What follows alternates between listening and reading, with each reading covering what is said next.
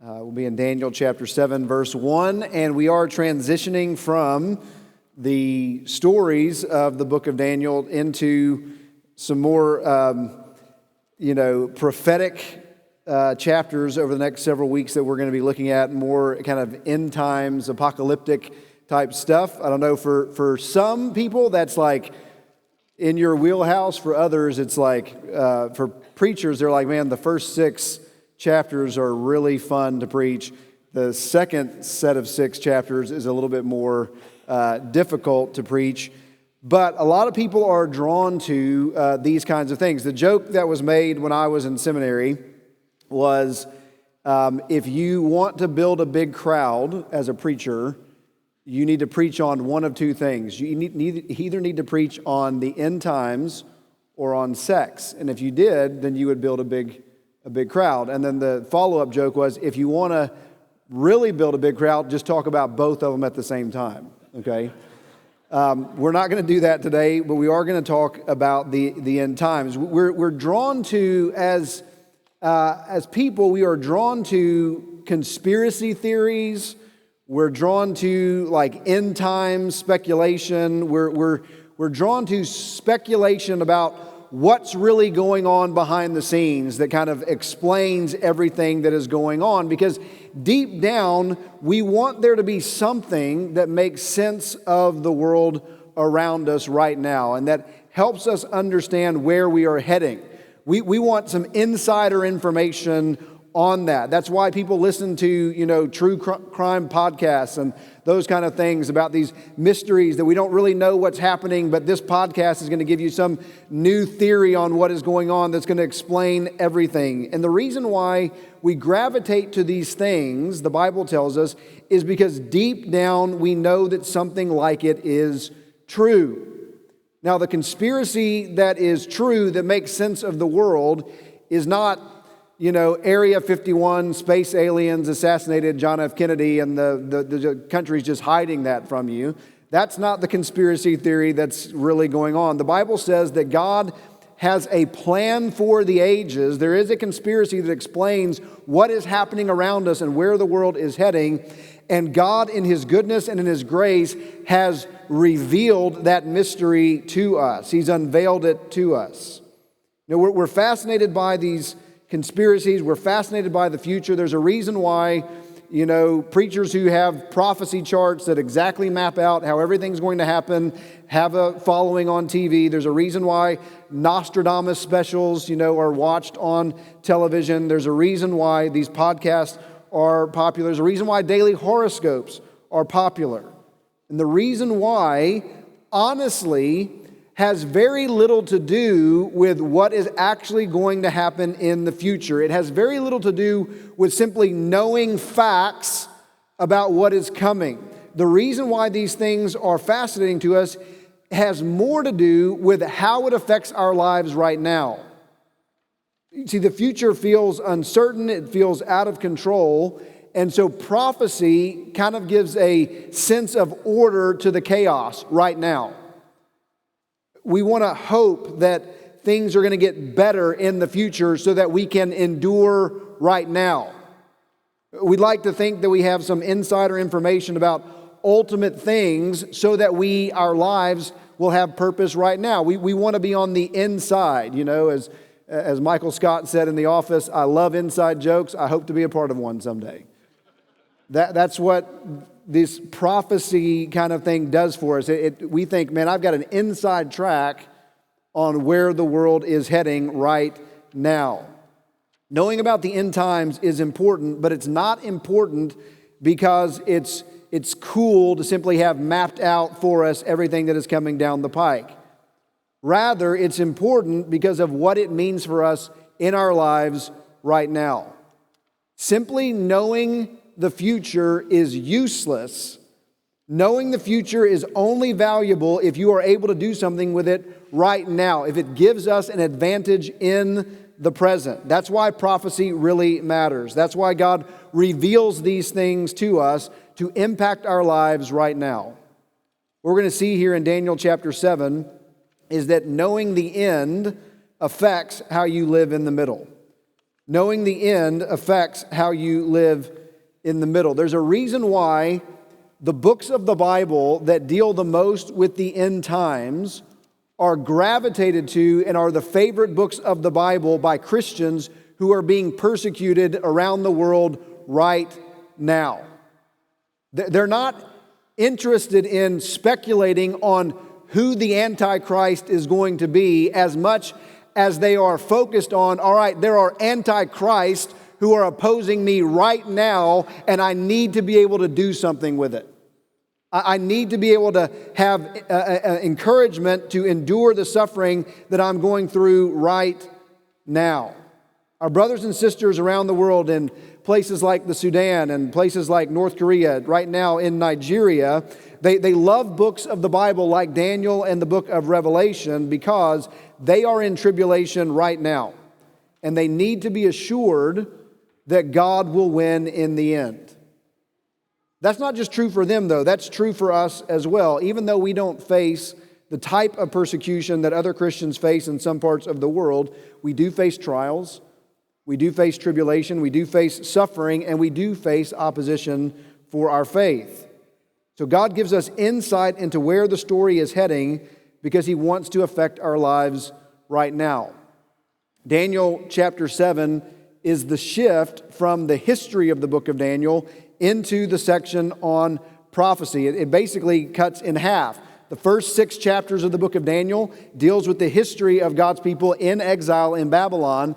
The second set of 6 chapters, chapter 7 through chapter 12, talks about basically the end times, what is going to happen to the future of God's people from exile to the end of the age. And the reason why the book shifts from history to prophecy is to encourage readers in every generation, including ours, who are facing the forces of Satan, facing the forces of hell, and facing the forces of the world, that you can trust God and that His kingdom will win in the end. And you can trust it because of what He's already done in the lives of His people. This is what the book of Daniel is doing. The reason why it is set up as history and then prophecy is because what God has done in history allows you to have confidence that He's going to be able to do what He says He will do in prophecy. Daniel chapter 7 is going to tell us that there will be a series of evil empires who oppose God and oppose His people, but God will defeat those empires, He will rescue His people, and He will establish His global eternal kingdom through the Son of Man, Jesus Christ. So in order to prepare ourselves for this study, let's start here in Daniel chapter 7 and verse 1. We'll read down through verse 14, and we're going to see how knowing the end affects how we should live in the middle. Look what the Bible says there, starting in verse 1. Daniel writes these words, "In the first year of Belshazzar, king of Babylon, Daniel saw a dream and visions of his head as he lay in his bed. Then he wrote down the dream and told the sum of the matter. Daniel declared, I saw in my vision by night, and behold, the 4 winds of heaven were stirring up the great sea. And 4 great beasts came up out of the sea, different from one another. The first was like a lion and had eagle's wings. Then as I looked, its wings were plucked off, and it was lifted up from the ground and made to stand on 2 feet like a man, and the mind of a man was given to it. And behold, another beast, a second one, like a bear. It was raised up on one side. It had 3 ribs in its mouth between its teeth, and it was told, Arise, devour much flesh. After this I looked, and behold, another like a leopard, with 4 wings of a bird on its back, and the beast had 4 heads, and dominion was given to it. After this I saw in the night visions, and behold, a 4th beast, terrifying and dreadful and exceedingly strong. It had great iron teeth. It devoured and broke in pieces, and stamped what was left with its feet. It was different from all the beasts that were before it, and it had 10 horns. I considered the horns, and behold, there came up among them another horn, a little one, before which 3 of the first horns were plucked up by the roots. And behold, in this horn were eyes like the eyes of a man, and a mouth speaking great things. As I looked, thrones were placed, and the Ancient of Days took his seat. His clothing was white as snow, and the hair of his head like pure wool. His throne was fiery flames, its wheels were burning fire. Stream of fire issued and came out from before him. 1,000,000 served him, and 10,000 times 10,000 stood before him. The court sat in judgment, and the books were opened. I looked then because of the sound of the great words that the horn was speaking, and as I looked, the beast was killed, and its body destroyed, and given over to be burned with fire. As for the rest of the beasts, their dominion was taken away, but their lives were prolonged for a season and a time. I saw in the night visions. Behold, with the clouds of heaven, there came one like a son of man. He came to the Ancient of Days and was presented before him, and to him was given dominion and glory and a kingdom, that all peoples, nations, and languages should serve him. His dominion is an everlasting dominion which shall not pass away, and his kingdom one that shall not be destroyed. May God bless the reading of his word. Again, God gives us this view of the end because he wants us to understand that knowing the end affects how you live in the middle. And so how should we live in the middle? There's three things that this text tells us that we should do. The first is this: we should expect opposition to our faith. We should expect opposition to our faith. Daniel has a nightmare.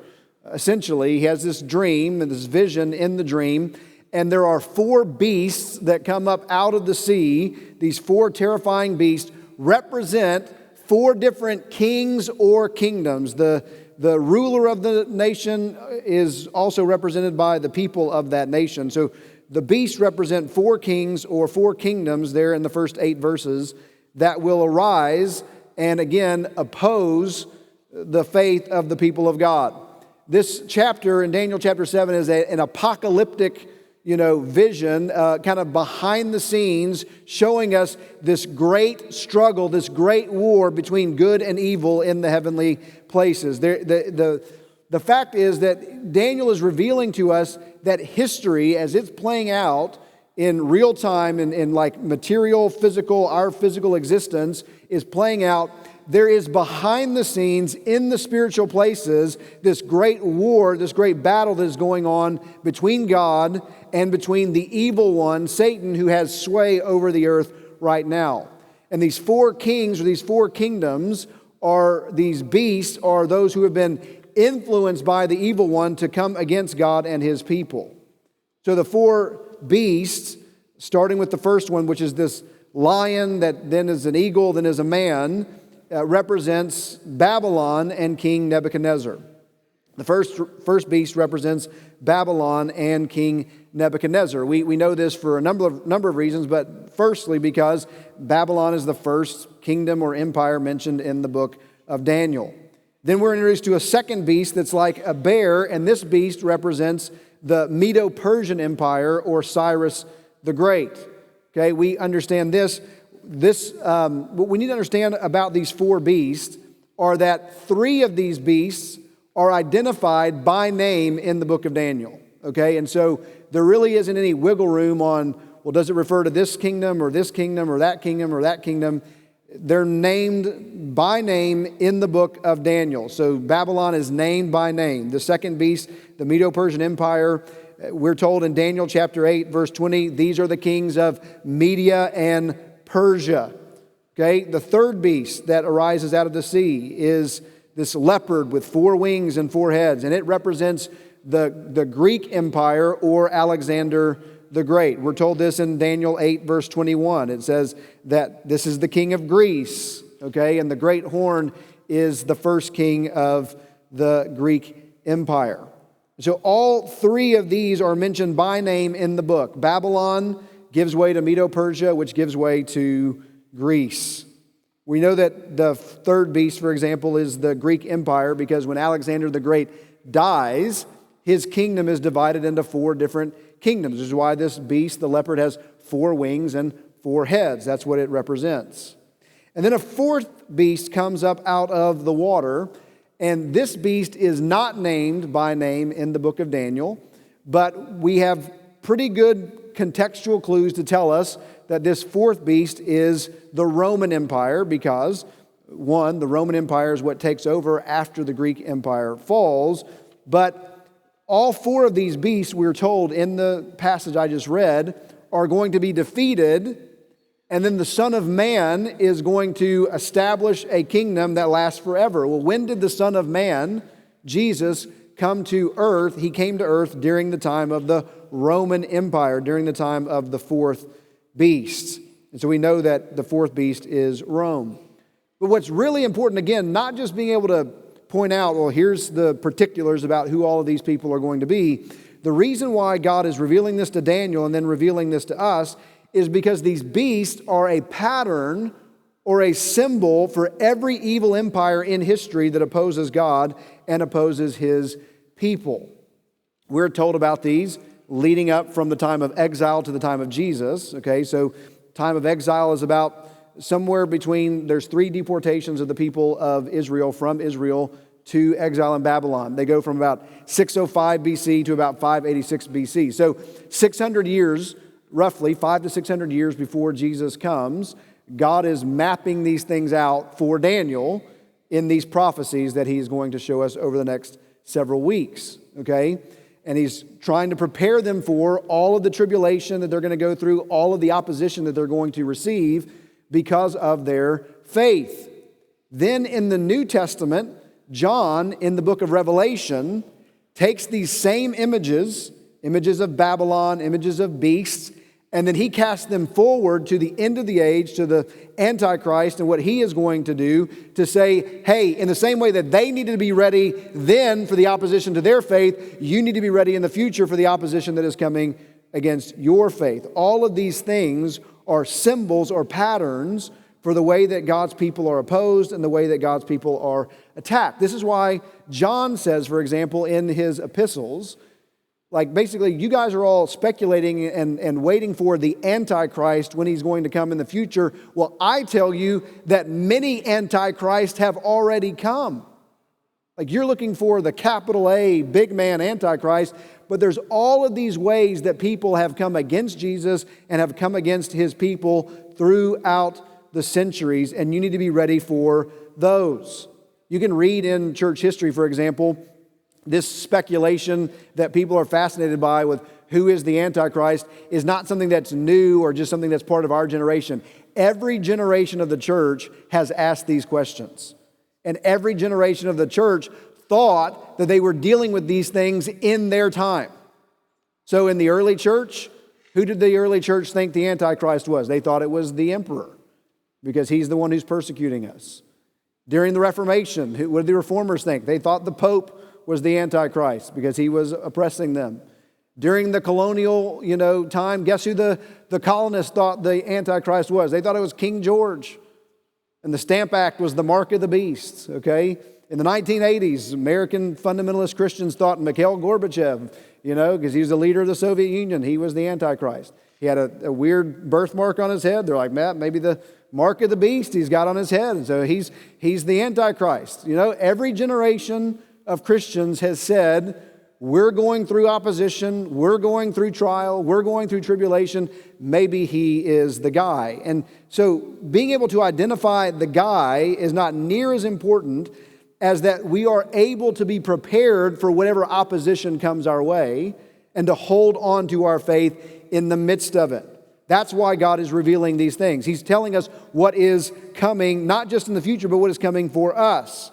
You look all the way down in Daniel chapter 7 and verse 21, and it says this, as I looked, this horn made war with the saints and prevailed over them.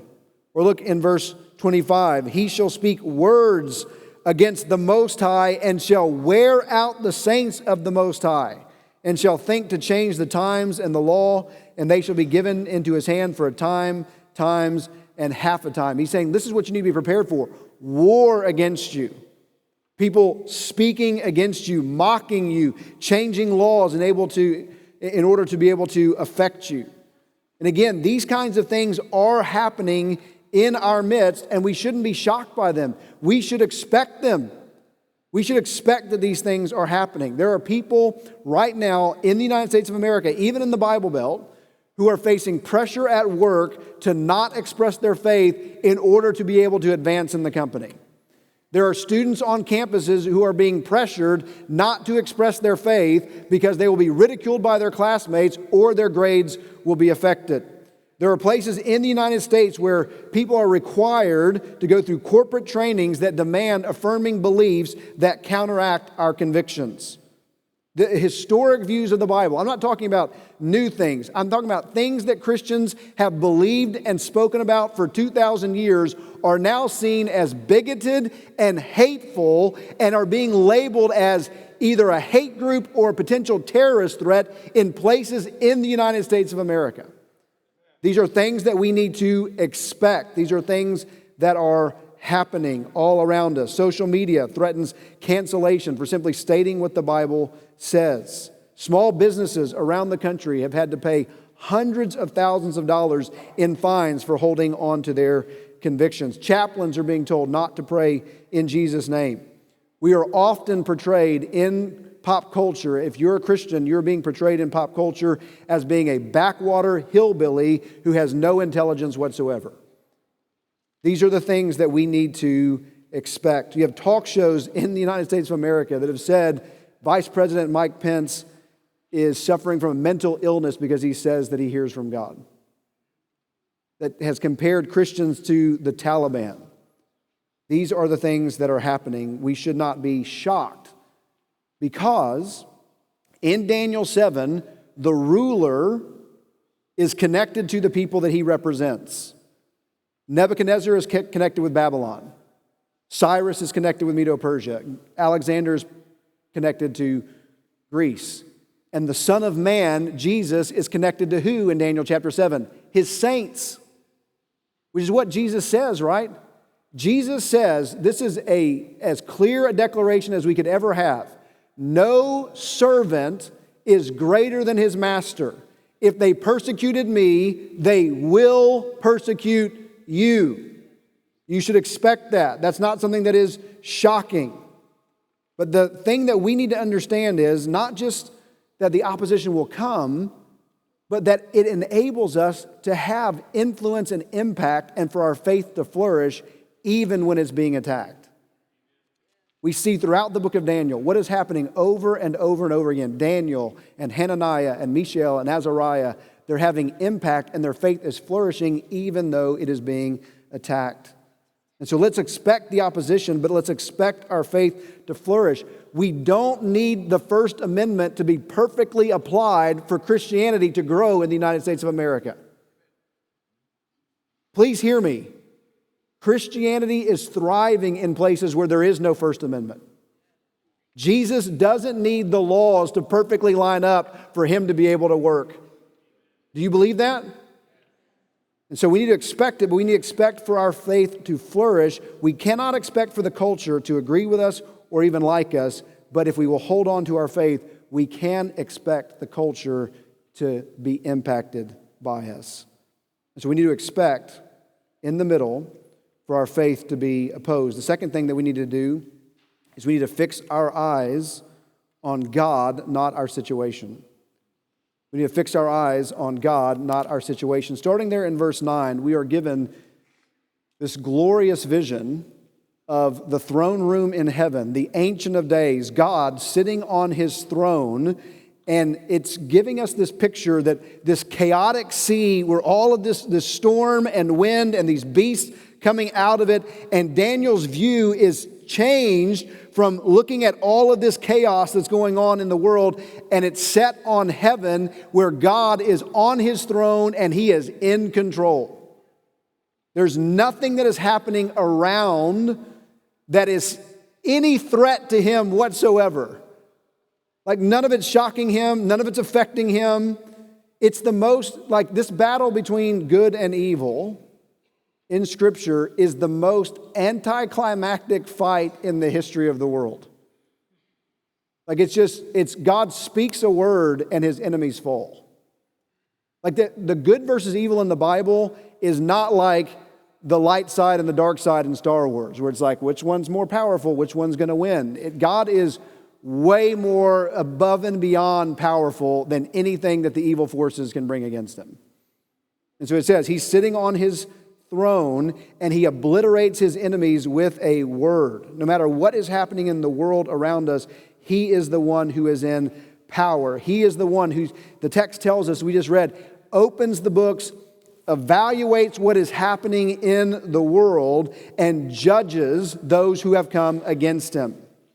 The text tells us he destroys his enemies, he rescues his people, and then he hands ruling authority on the earth over to the Son of Man. The Son of Man. We are introduced there in verse 13 to this man called one like the Son of Man, who comes with the clouds of heaven and receives dominion. He receives a kingdom over all the peoples, all the languages, all of the ethnicities on the planet. This vision is of a powerful son of Adam, is the language that's being used there. Son of Adam who comes with the clouds and is given a kingdom that lasts forever, unlike the kingdom of the beasts. The beast kingdom, their ruling authority is limited for a time, but his kingdom is going to last forever. Now, the dream's symbols, the symbols that are being used here of a sea and beasts and one like the Son of Man are not accidents, okay? These are symbols that if you are a student of the Bible, okay, and you need to be a student of the Bible, if you're a student of the Bible, these symbols should not be shocking, but they actually make a great deal of sense, because the Bible tells us that in the beginning, God creates the world, and when God creates the world in the beginning, and when he creates man, Adam, he tells Adam what? You have dominion over what? The birds of the heaven, the fish of the sea, and the beasts that creep around on the earth. God creates the world and he gives dominion to Adam over the beast. And yet in Genesis chapter 3, Adam bows his knee to a beast, to a serpent. And so now ruling authority on the planet has been given over to the dragon. Why he's called the prince of the power of the air, or the god of this age. He is the power behind all of these evil powers that are coming against God and coming against his people. And there is no one to push back against the darkness until you hear a voice one day in Caesarea at Philippi who looks at his disciples and he says this: "Who do people say that I, the Son of Man, am?" Jesus' favorite title for himself is what? The Son of Man. He uses it 81 times in the Gospels. And he's calling forward this promise from Daniel chapter 7 that one day a new son of Adam will emerge to crush the beast's head and to reestablish God's rule over the world. And Jesus is giving us glimpse after glimpse after glimpse that he is the one who has that authority, right? He is the one who can speak to the waves and they obey him. He is the one who can tell the wind, stop what you're doing, and the wind listens to him. He's the one who can tell demons, go into those pigs, and they listen to his voice. He is the one who says, I have authority to forgive sin. I am the Son of Man, and I have authority to forgive sin. Your sins are forgiven you. He is the one who has authority over disease. Be healed, and they are healed. He is the one who has authority over death. Little girl, wake up, and she listens to his voice. He is advancing against the evil forces because he is the long-awaited Son of Man who is establishing God's kingdom on earth. The problem is that the people that he came to rescue did not recognize that he was the one that they were waiting for. They handed him over to beastly Rome to be executed on the cross. But on the third day, same God who brought Shadrach, Meshach, and Abednego out of the fire and brought Daniel out of the lion's den, brought Jesus out of the grave and vindicated his Son.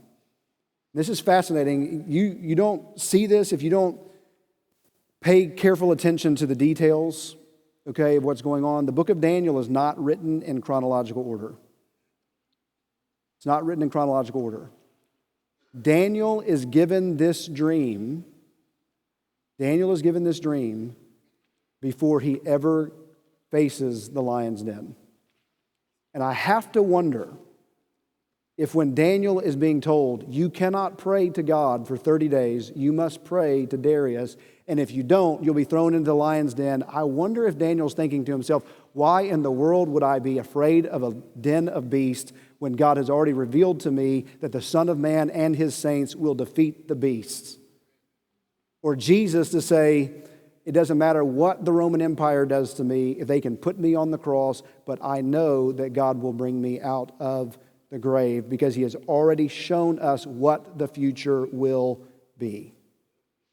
And then Jesus, just like what did he say when he was standing on trial before the Roman Empire? They said, we're going to execute you. What did he tell them? He said to the Jewish authorities, and made them mad. He said, you will see the Son of Man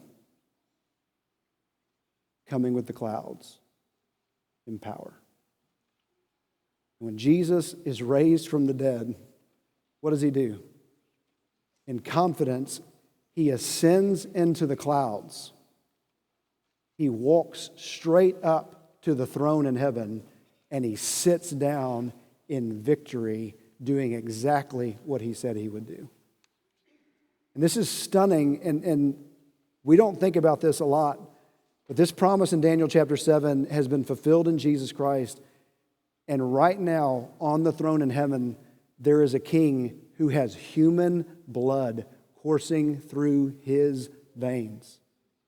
And he is ruling, and he is sitting on the throne, and he is the one who is in power, and he is the one who is in control. And so this text is telling you, fix your eyes on that. Fix your eyes on him.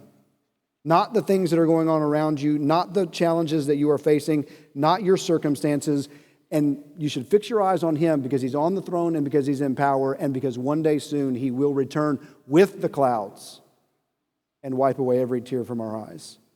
This truth should give us confidence. It should steady us now, no matter what comes in our lives. And so we should live in the middle, fixing our eyes on God, not our situation. The last thing we see is this. How do you live in the middle? You trust tomorrow beats today. You trust that tomorrow beats today. Look what the Bible says there in verse 17 and verse 18. This is what Daniel says. These four great beasts are four kings who shall arise out of the earth, but the saints of the Most High shall receive the kingdom and possess the kingdom forever and ever. Look down in verse 22. All these things are going to happen until the Ancient of Days came and judgment was given for the saints of the Most High, and the time came when the saints possessed the kingdom. Or look down in verse 26. But the court shall sit in judgment, and his dominion shall be taken away, to be consumed and destroyed to the end. And the kingdom and the dominion and the greatness of the kingdom under the whole of heaven shall be given to the people of the saints of the Most High. Their kingdom shall be an everlasting kingdom, and all dominions shall serve and obey them. Don't get caught up. This is what I want to really leave with you today.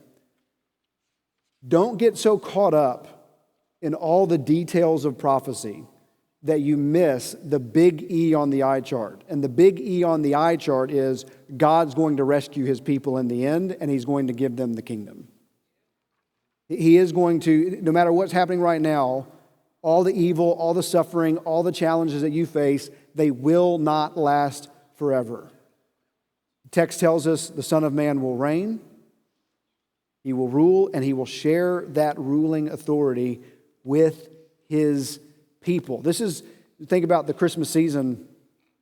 One of my favorite books to read as a kid, and maybe many of you have read the Chronicles of Narnia. And in the Chronicles of Narnia, which is, there's a Christmas scene in the Chronicles of Narnia. But what is happening in the book, The Lion, the Witch, and the Wardrobe? If you've seen the movie that came out several years ago now, what is the hope of what's happening in The Lion, the Witch, and the Wardrobe? Is that Narnia is under a curse. This curse is awaiting for the day when the sons of Adam and the daughters of Eve will sit on the throne, and everything will be made new, and everything will be the way that it's supposed to be. And God tells us in Daniel chapter 7, that day is coming. And so you should trust that tomorrow is going to be today. This is good news for us. Like oppression, persecution, suffering, opposition, it's not going to last forever. And this is true for us as a church. Like, Jesus promises, I will build my church, and the gates of hell will not prevail against it. Right? The gates of hell will not prevail against it. So that means that the future for the church is going to be even better than the past.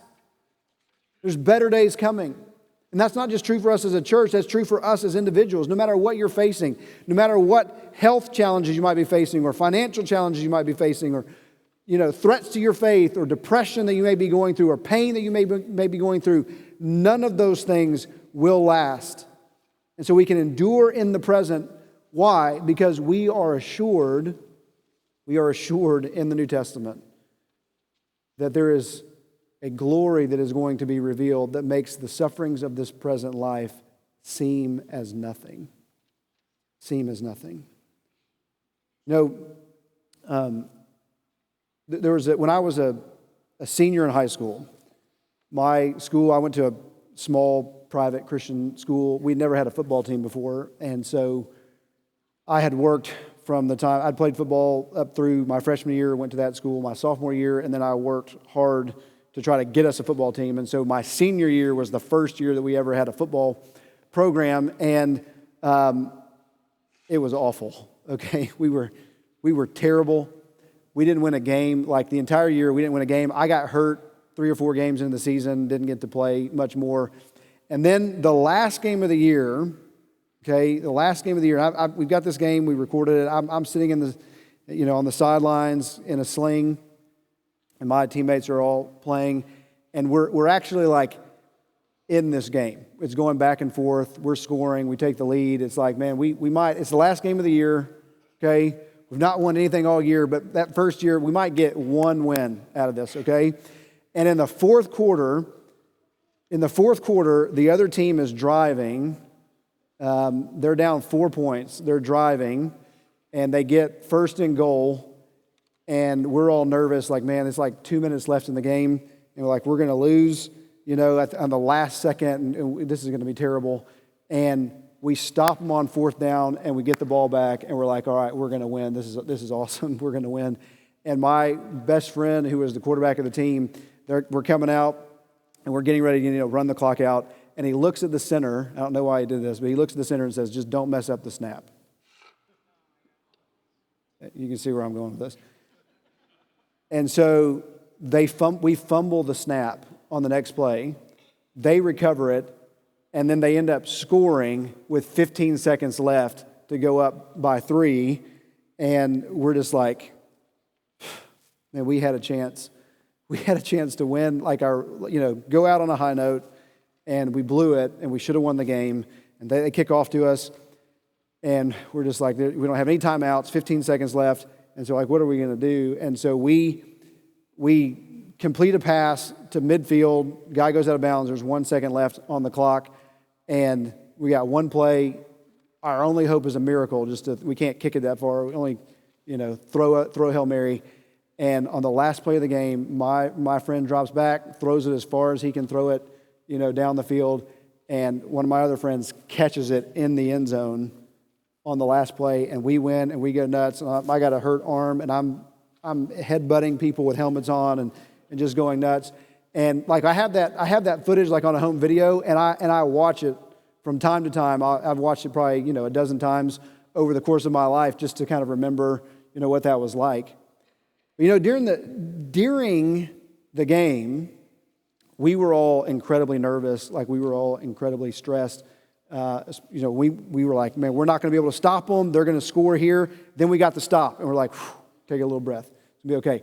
Now, don't fumble the snap. And then we fumble the snap, and it's like, oh my gosh. And they score, and it's like, there's no way we're going to be able to get down the field in this amount of time. And we're just, nervous wreck the entire time. And then finally it ends well. And so, man, that was incredible. But here's the thing, though. You know, the dozen times that I've watched that game back, I don't get stressed at all. Like when they're down there on the goal line, guess what? I don't care. I'm not worried about what's going to happen. When we get the ball back, am I worried that we might mess it up and fumble the ball? No, I don't. Even if we do mess it up, guess what? I know what's going to happen at the end. I know what's going to happen at the end. And so I watch it with joy. And I watch it because I know all of these things that are happening are going to work out good in the end. And that's why God gives us prophecy. Because he wants us to know it's going to work out in the end, so you stay faithful to me in the middle. Don't worry about all these things. I've got it. So here's the deal. Like, I'm not nearly as concerned. I'm not nearly as concerned that the church be able to precisely identify who the Antichrist is, as I am that our faith flourishes right now, no matter what opposition we face. And I'm not nearly as concerned with us being able to have the perfect prophecy chart that maps out every single thing that's going to happen, as I am that we keep our eyes fixed on Jesus no matter what circumstances go on around us. And I'm not nearly as concerned with us being able to understand the precise timing of the rapture as I am that we are confident that Jesus is going to return and wipe away every tear from our eyes. I want us to know the big E on the eye chart, what's going to happen in the end, because I want it to give us confidence to live for Jesus right now.